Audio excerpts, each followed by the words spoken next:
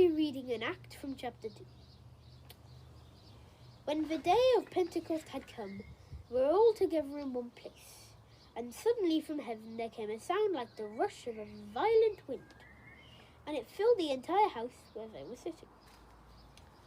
Divided tongues as a fire appeared among them, and a tongue rested on each of them.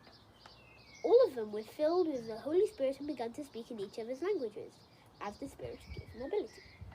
Now, there were devout Jews from every nation under heaven living in Jerusalem. And at this sound the crowd gathered and was bewildered, because each one heard them speaking in the native language of each. Amazed and astonished, they asked, "Are not all these who are speaking Galileans?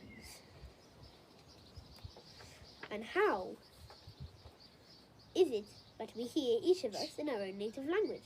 Parthians, Medes, Elamites, and residents of Mesopotamia, Judah and Cappadocia, Pontus and Asia, Phrygia and Pamphylia, Egypt and the parts of Libya belonging to Cyrene, and the visitors from Rome, both Jews and proselytes, Cretans and Arabs. In our own language we hear them speaking about God's deeds of power." All were amazed and perplexed, saying to one another, "What does this mean?" But the others sneered and said, "They are filled with a new wine." But Peter, standing with the 11, raised his voice and addressed them. "Men of Judah and all who live in Jerusalem, let this be known to you, and listen to what I say. Indeed, these are not drunk, as you suppose. It is only 9 o'clock in the morning. I did not make that up. No, this is what was spoken through the prophet Joel.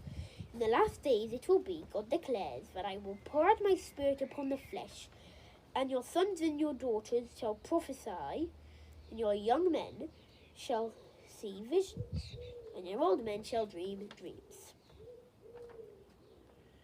Even upon my slaves, both men and women, in those days I will pour out my Spirit, and they shall prophesy. And I will show portents in the heaven above, and signs on the earth below: blood and fire and smoky mist. The sun shall be turned to darkness, and the moon to blood, before the coming of the Lord's great and glorious day. Then everyone who calls on the name of the Lord shall be saved."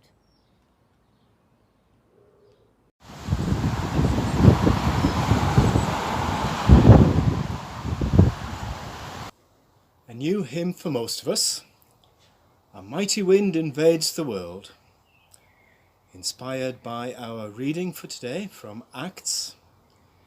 It's a favourite of Robin, the organist at St James's, and he suggests accompanying it with the tune Deus Gratias, which some people may know it as Agincourt.